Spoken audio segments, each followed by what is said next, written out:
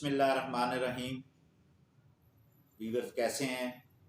आज आपकी खिदमत में सुप्रीम कोर्ट अज खुद नोटिस केस के हवाले से बात करते हैं और सुप्रीम कोर्ट के जो बेंच बनाए जाते हैं, यानी कि जो अदालतें बनाई जाती हैं, उनके रूल्स क्या हैं और फाइज ईसा की जो जजमेंट आई है उस हवाले से बात करते हैं और जुडिशरी का पाकिस्तान की सियासत में किरदार और सियासी फैसला जात के हवाले से आज बात करेंगे।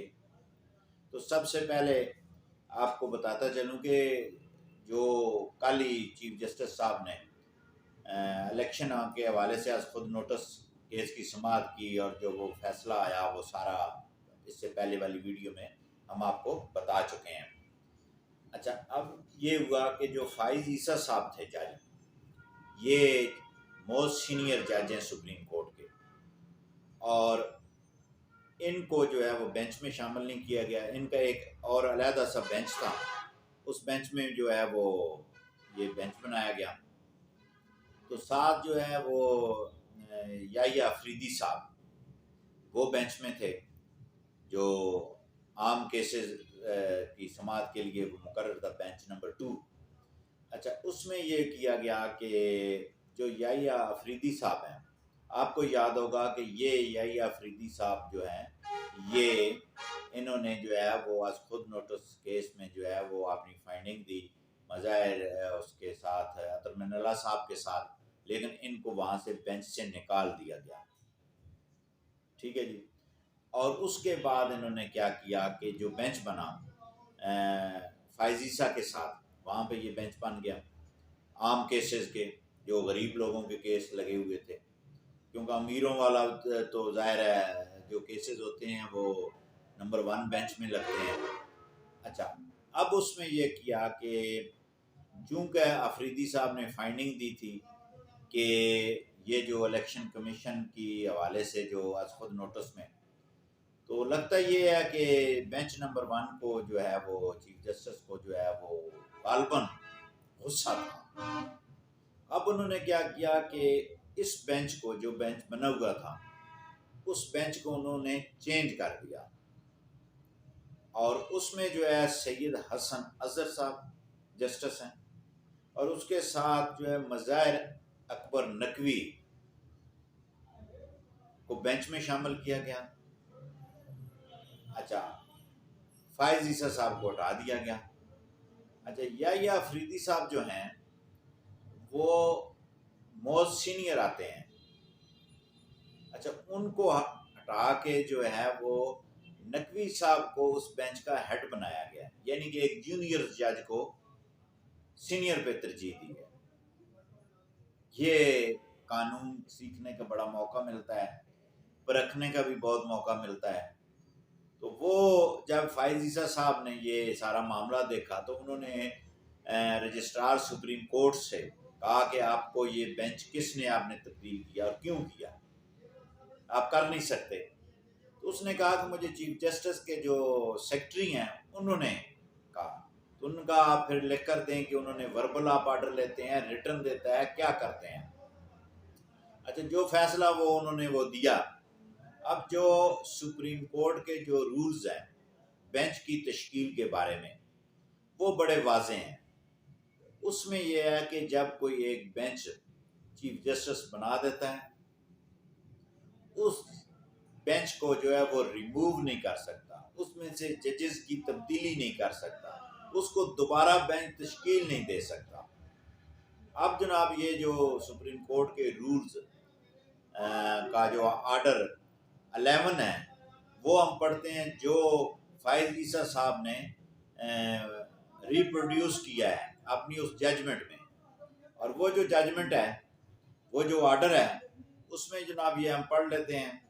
ये जजमेंट का पैराग्राफ है 4।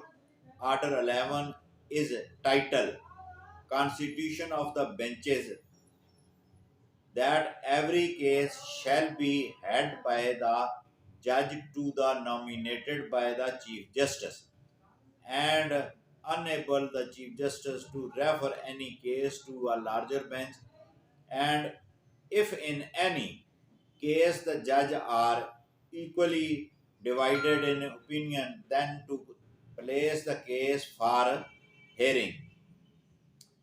This is the this is the extent to which the rules provided for the nomination of the judges on the bench. The rule do not grant any power to the registrar or to the chief justice to change the judge or judges on a bench or to reduce their numbers. ये जनाब rules हैं। अब इसी बुनियाद पे जो है वो फाइज ईसा साहब ने और या आफरीदी साहब ने वो जजमेंट दी है कि ये कोई इख्तियार नहीं है सुप्रीम कोर्ट के चीफ जस्टिस को, और ना ही रजिस्ट्रार सुप्रीम कोर्ट को इख्तियार है कि वो किसी की बेंच बनाने के बाद जब काज लिस्ट जारी हो जाती है, वो प्रॉपर केस फिक्स हो जाते हैं, तो आप जो है वो विड्रॉ कर लें केसेस, या जज जो है उनको चेंज करके वो लगा दिए जाए। और इस केस में ये हुआ है कि एक जूनियर जज को सीनियर पे प्रायोरिटी दी गई। ये अब बड़ा सवालिया निशान है सुप्रीम कोर्ट के तराजू पे। अच्छा, अब आ जाते हैं जनाब जो अज खुद नोटिस केस की जो है पावर्स जो है। जहाँ तक मेरे इल्म में बात है कि सुप्रीम कोर्ट के रूल्स में या कोई ऐसा कानून में या आईने पाकिस्तान में ये कहीं नहीं लिखा हुआ कि अज खुद नोटिस की समाअत जो है या अज खुद नोटिस किसी मामले पे लेना सिर्फ चीफ जस्टिस ऑफ पाकिस्तान का इख्तियार है। ये कहीं नहीं लिखा हुआ। ये भी चीफ जस्टिस साहब ने जो है वो अदालतों ने खुद ही एक बना के खुद ही जजमेंट कर ली, खुद ही फैसला कर लिया, ताकि जो है वो ये पावर चीफ जस्टिस के पास है। मैं ज़ाती तौर पर यह समझता हूँ कि सुप्रीम कोर्ट के तमाम जजेस जो हैं, जो तकरीबन हर हाई कोर्ट के चीफ जस्टिस होते हैं, वो आगे प्रमोट होके आते हैं या मोर सीनियर जजेस आते हैं। तो मेरा ज़ाती ख्याल है कि सुप्रीम कोर्ट का जो हर जज है वो अज खुद नोटिस ले सकता है। अब अज खुद फैसला कर लेना, अपने इख्तियारात में इजाफा कर लेना और फिर बातें करना आइन और कानून की हुक्मरानी की। तो व्यूअर, जैसे कि आपको पता है कि अगर हम 1947 से शुरू हो जाएं, 1947 के बाद जो है जो अयूब खान था उसने इस मुल्क पर टेक ओवर किया। वो एक अलग बहस है इन आमराना सोचों की कि वो दुरुस्त है, सही है, नहीं है, वो तो एक अलग वीडियो हम करेंगे। लेकिन जब उसको उन्होंने किया, टेक ओवर किया, तो उसको तहफ़्फ़ुज़ किसने दिया? जो आज ये कानून की हुक्मरानी की बातें करते हैं, जो आइन की बैठ के बातें करते हैं, उसको सुप्रीम कोर्ट ने कहा सत बिस्मिल्लाह करा, तुसी तो बिल्कुल ठीक हो। किसने इस मुल्क की तबाही का जो जिम्मा अपने सर लिया? और उसके बाद उसको ये कहा गया कि जी आपकी जितनी मर्जी है आप रहें। उन्होंने भी गालबन, अब याद तो नहीं है, 8-10 साल तो अयूब खान ने भी गुजार दिए। तो आईने पाकिस्तान उस वक्त हमारी मुअज़्ज़ज़ अदालत के सामने नहीं था। क्यों ये खामोश हो गए? वहीं पे तराजू को अनबैलेंस किया गया। आज हो सकता है तो इन्हें अदालत की जो ऐसी बातें आती हैं तो इन्हें कंटेम्प्ट ऑफ कोर्ट का नोटिस तो इन्हें बड़ा शौक है देने का, तो वहाँ पे आईने पाकिस्तान खामोश था, वहाँ इनके ज़मीर नहीं जागे। फिर उसके बाद आगे चलते हैं, जुल्फ़िकार अली भुट्टो, या भी दरमियान में आ गया। फिर जुल्फ़िकार अली भुट्टो एक जमहूरी हुकूमत को ज़िया उल हक साहब ने, ठीक है, वो टेक ओवर किया।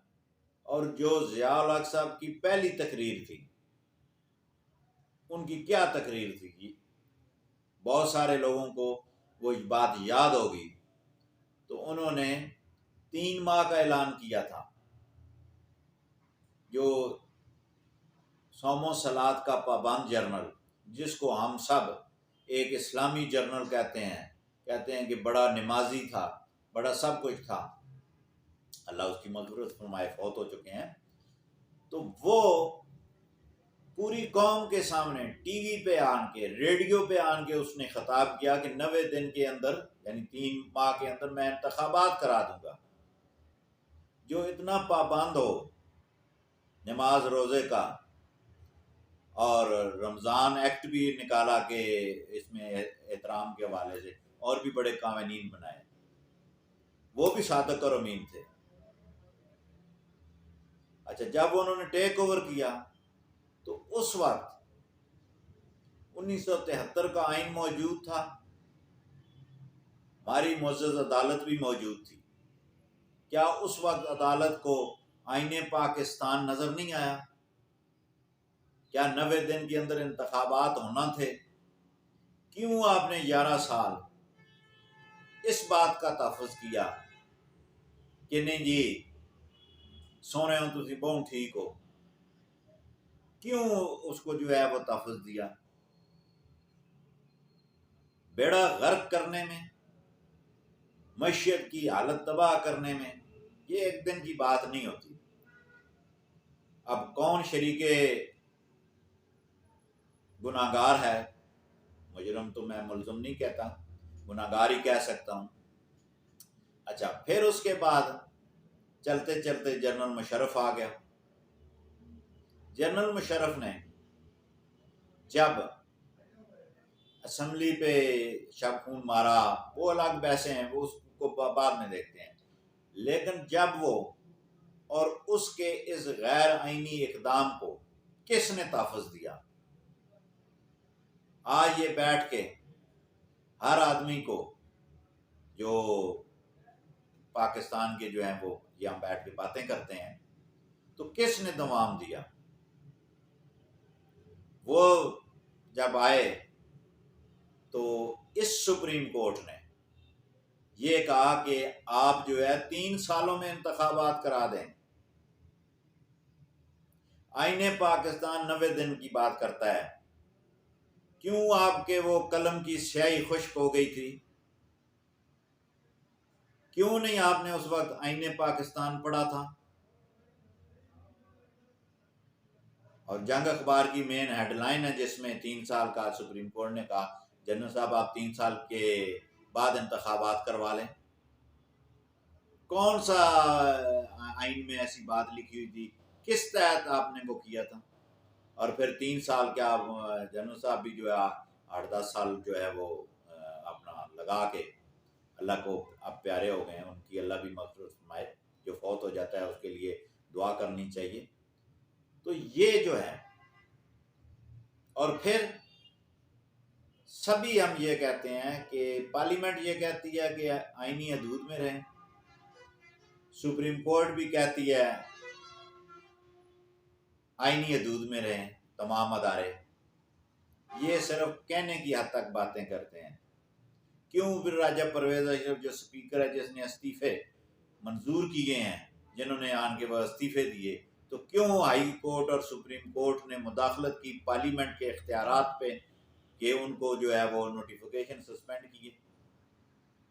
भाई ये एक आईनी अदारा है। पाकिस्तान में अगर सबसे ज़्यादा अहम तरीन और आला अदारा है तो वो पार्लियामेंट है, जिसकी पार्लियामेंट की गोद से अदारे बनते हैं, अदलिया बनी है। अपनी माँ पर ही कदगन लगाते हैं। जो उसके इख्तियारात हैं उसको आप जो है वो अपनी पावर से रोकते हैं। किस लिए? हर उस एक्ट को जो पार्लियामेंट करती है, कानून बनाती है, उस पर कदगन। ये इख्तियारात से तजावुज़ करना और दूसरे अदारों के में पावर्स को कम करना, इस तरह मुल्क नहीं चलेगा। और ये जो फैसले आ रहे हैं आप, अच्छा, जुल्फ़िकार अली भुट्टो का जो फैसला आया उस पे पूरी पाकिस्तानी कौम ने तस्लीम नहीं किया। सुप्रीम कोर्ट की जजमेंट है, किसी अदालत में उसकी नज़ीर जो है वो नहीं दी जाती कि भाई ये फैसला हुआ था, बड़ा अच्छा हुआ है, इसमें ये लॉ पॉइंट डिस्कस हुआ है, ये हुआ है। वो रद्दी का एक टुकड़ा है। वकला की लाइब्रेरियों में वो अलग सी PLD का एक वो बनी हुई है बुक, उसको दीमक खा रही है, कोई पढ़ता नहीं है। ये आपके तारीखी फैसले हैं। और दूसरा फैसला नवाज शरीफ ने कहा, जिसको कोई मानने को तैयार नहीं है। और ये जो फैसला आया है कल, आज खुद नोटिस के इलेक्शन जनाब ये हो गया तो वो हो गया, 90 दिन। भाई आदमी पूछे कि आईने पाकिस्तान में 90 दिन लिखा हुआ है, इस पे तो किसी अपोजिशन हुकूमत का, गवर्नर का, इलेक्शन कमीशन का तो ये इतराज ही नहीं है कि हम नहीं कराते 90 दिन। वो सब कह रहे हैं कि 90 दिन में होने हैं। और उसके साथ आगे जो है भाई, अगर इमरजेंसी है मुल्क में, या हंगामी हालात हैं, या मुआशी हालात ठीक नहीं है, तो आइन के आर्टिकल मौजूद हैं, तो उसको भी साथ पढ़ा जा सकता है। और कई मरतबा इलेक्शन जो है वो हुए, इसको जो है वो आगे पीछे होते रहे हैं, मुल्क की मफाद में होते हैं। सबसे बड़ा जो अदलिया पर मैं ये समझता हूँ जो सवाल है, ये जो मार्शल लॉ 18-18 साल, 10-10 साल, 11-11 साल मुसल्लत रहे, तो उन पे मोहर किसने लगाई, आज वजाहत करें। और आज फिर वही आहिस्ता आहिस्ता जो है वो उसी बात को रिपीट किया जा रहा है। आज तक के लिए इतना ही। कल दोबारा आपकी खिदमत में हाजिर होंगे। अल्लाह हाफिज़।